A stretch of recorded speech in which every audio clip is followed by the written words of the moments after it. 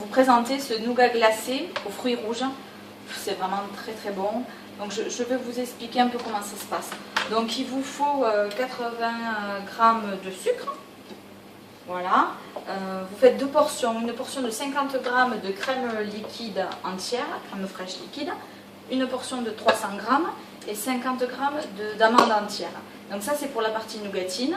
Et après on fera un appareil meringué. Donc pour ça il nous faudra 2 blancs d'œufs, une cuillère à soupe de sucre, 80 g de miel, 200 g de fruits rouges surgelés. Moi aujourd'hui je n'ai que des framboises, donc ce sera 100% framboise. Et après un coulis tout près de framboise, ou même vous le faites vous-même, quoi. Donc c'est parti. Donc là on va placer le fouet dans notre bol. Et on va mettre ce bol au congélateur pendant 20 minutes. Voilà, vous trouverez dans votre catalogue voilà, ce type de minuterie. Donc là j'ai mis 20 minutes. Ça va sonner, ça reste près de moi, comme ça je vois toujours à combien de minutes j'en suis. Donc là je vais réutiliser ma casserole que j'ai utilisée pour les décors de nougatine. Voilà, avec la spatule haute température. Ça ne sert à rien de nettoyer, on va faire quasiment la même chose. C'est les ingrédients de base qu'on aura.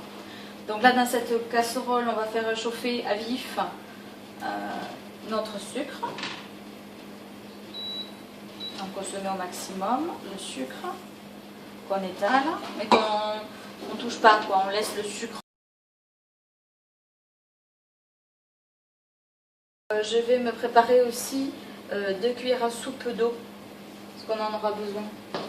Voilà, on secoue un petit peu comme ça. Et c'est vrai que quand vous utilisez ce type de casserole, c'est quand même beaucoup plus pratique que les casseroles de base qui sont très fines et qui ne vous permettront pas de monter en température aussi facilement, quoi. Donc là, ça monte bien en température. Donc on va rajouter ce qu'ils nous ont demandé de mettre, mais ça va bouillir, quoi. C'est normal, vous ne vous précipitez pas non plus. Donc on met de la crème, la soupe d'eau.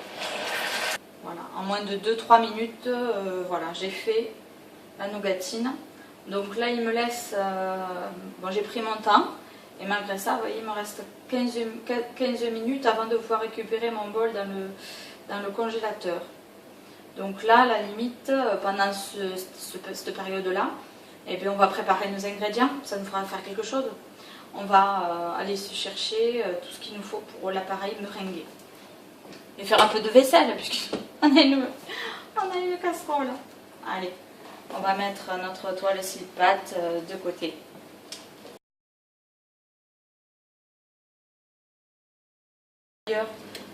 Donc là, il demande des blancs, c'est 100% du blanc, vous ne laissez pas du jaune. Donc là, je prépare le premier. Le second, je le dissocie, parce que si je fais une erreur, que je mets du jaune, au moins, je ne suis pas perdue, quoi. Voilà. Toujours l'un après l'autre. Voilà. Et bon, il y a une amie qui se reconnaîtra. Surtout, voilà, pas une pointe de jaune. Si une pointe de jaune, c'est perdu. Recommencez. N'insistez pas. Voilà. Là, c'est gagné et je les réunis. Voilà. On a passé les 20 minutes. Voilà. Et là, donc, je vais aller chercher mon bol pour préparer l'appareil meringué. Donc, notre crème liquide, mais écoutez, conservez-la toujours au réfrigérateur. Comme ça, si elle est bien fraîche, c'est l'idéal pour pouvoir monter le chantilly, pour monter votre crème. Donc là, j'ai allumé mon robot et maintenant, je peux déposer mon bol. Donc j'ai passé les fouets sur les lames. Donc je vais pouvoir verser mes 300 grammes. Bon, voilà. Donc là, je vais régler sur 2 minutes au niveau du temps. 2 minutes. Et vitesse 5 qui est toujours le maximum pour utiliser votre fouet. Là, vous dépêchez de fermer, quoi. Hein. Là, j'ai oublié de fermer. C'est pas bon. Donc là, on va prendre un cul de poule, mettons. Et on va réserver cette crème au frais. Voilà. J'en profite pour vous montrer aussi ce produit, qui est vraiment, je trouve, extra.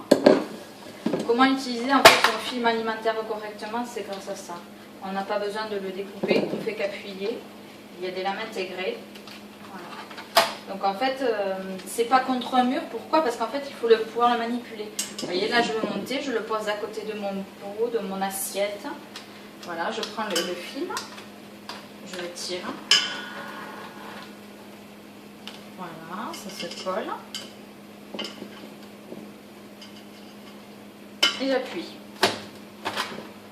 Voilà. Et là, ça va découper parfaitement. Donc ça, il me suit partout. Ça se sert très très bien sur tout ce qui est céramique. Sur l'alu, c'est un peu plus... Sur l'inox, c'est un peu plus difficile. Donc là, ce qui compte maintenant aussi, c'est de le sécher. Voilà, on ne laisse pas une goutte d'eau. Ça compte quand on veut monter des blancs en neige. Et là, on fait une meringue. Bon, on est bien dans les temps, je trouve. Il donne un temps de préparation de 30 minutes, mais alors bien minuté, je trouve. Voilà. Et directement avec du sucre. Et nous, 80 g de miel. Donc on a une cuillère à soupe de sucre en poudre et 80 g de miel. 2 minutes, vitesse 3. Vitesse 3. Il y en a qui a des préparations comme ça, au lieu de rester devant à attendre, et bien ça nous permet de ranger tout doucement, d'aller chercher les ingrédients. C'est vrai qu'on gagne un temps, puis 2 minutes, ça fait très court. On a l'impression que le robot est capable de faire beaucoup de choses en si peu de temps. Vraiment, il faut le voir pour le croire. C'est pour ça que j'aime bien présenter ces petites vidéos. Pour la cuisson, donc 5 minutes. Ensuite, on monte à 50 degrés et on est au niveau du fouet sur 5. Donc là, il est conseillé de retirer le verre doseur. Donc là, on va faire refroidir la préparation en le mettant sur 5 minutes. Et là, on le met sur vitesse 4. Là, il s'est refroidi. C'est terminé. Faire qu'on mélange cette meringue à la chantilly. Il faut que ce soit refroidi. Donc bon, moi j'ai un petit peu peur. Je préfère à la limite déjà la mettre dans un bol. Puisque le but après c'est de nettoyer aussi notre propre bol. Donc on va faire les choses correctement. Je peux le feu au lac. Si on veut que ce soit réussi. On n'est pas dur, hein.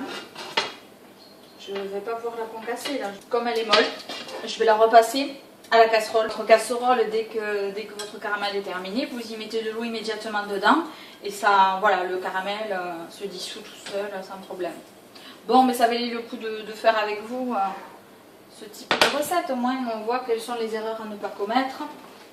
Voilà, je commence tout doucement avec vous. On prend la spatule haute température. Et on va mettre notre préparation en casserole. On va remonter la température.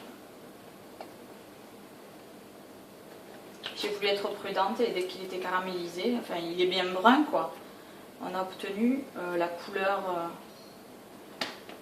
qui nous indiquait quoi. Et bien c'est pas suffisant apparemment ce que j'ai fait. Mais c'est pas bien grave, il suffit de recommencer. Tant que c'est pas brûlé, on peut toujours recommencer.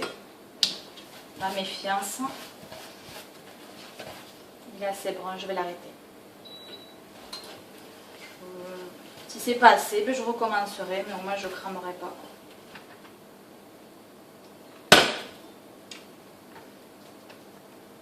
Ça a l'air mieux là. Ça s'étale moins. Ça colle un peu plus. On va voir, on va faire sécher tout ça. Et je vais mettre de l'eau dans ma casserole immédiatement. C'est visible, déjà quand on fait ça, on voit que la préparation ne coule pas. On a le décor que j'ai choisi pour de la nougatine. Donc autant des coquillages que des savarins saphir. On peut choisir ce qu'on veut. Le résultat est le même. C'est possible. Je suis la recette en mélangeant la chantilly et la meringue. Donc dans un... Donc là vous prenez une spatule assez épaisse. Prendre le bol qui est propre, y mettre la nougatine et 20 secondes en vitesse 6. Voilà le résultat. Et on va rajouter aussi les fruits rouges. Donc moi dans mon congélateur il restait que des framboises. Eh bien, écoutez, ça sera 100% framboise. Voilà. On va utiliser l'empreinte qu'on veut. Ou carrément comme il propose un cake tunisien. C'est vous qui voyez. Moi je vais faire de l'individuel. Comme ça je pourrais conserver dans mon congélateur un dessert par personne. Ça permet de mettre le coulis juste là, quoi. C'est vrai que c'est intéressant, quoi. Allez. Essaye de mettre des fruits dans tous. Je pense qu'on va pouvoir proposer même deux savarins par personne. C'est des individuels.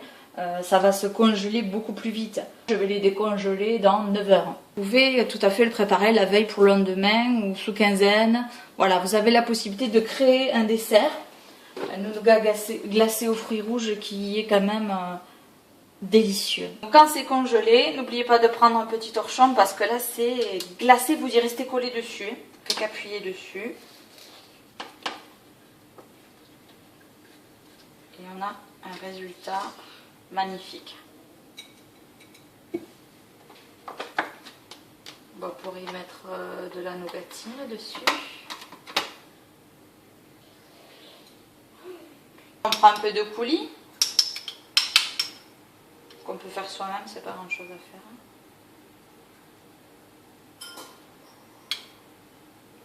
Je suis assez contente de pouvoir vous le présenter sous le format d'un atelier virtuel.